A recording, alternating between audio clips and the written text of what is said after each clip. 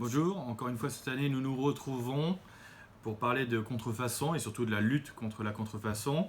Je tiens encore à souligner le travail exceptionnel de l'UNIFAB dans tous ses travaux constants pour alerter, prévenir, sensibiliser et bouger, faire bouger les lignes.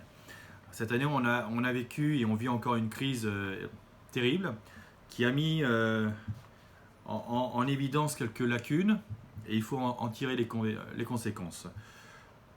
Les conséquences, c'est au niveau de notre souveraineté économique et qui mieux que les acteurs de la contrefaçon savent de quoi, il en retourne, de ce qu'il en coûte.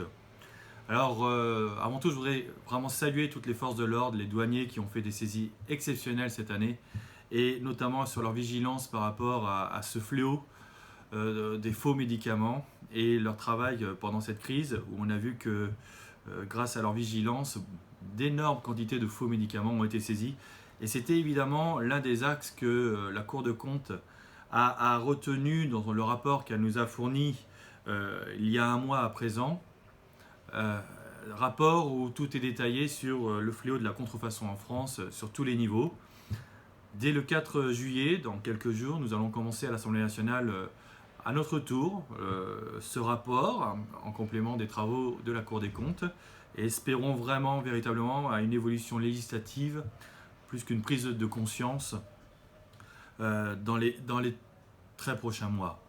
Les enjeux sont terribles, vous les connaissez mieux que moi, ou aussi bien que moi, mais il faut que nos concitoyens les connaissent tout autant, tant comme les gouvernements et nos responsables.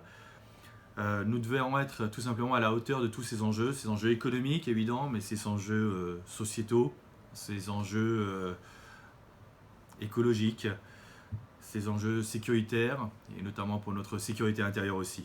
Donc, très bonne journée à vous, très bonne mobilisation, parce que la contrefaçon est l'affaire de tous, et soyons solidaires pour la combattre constamment.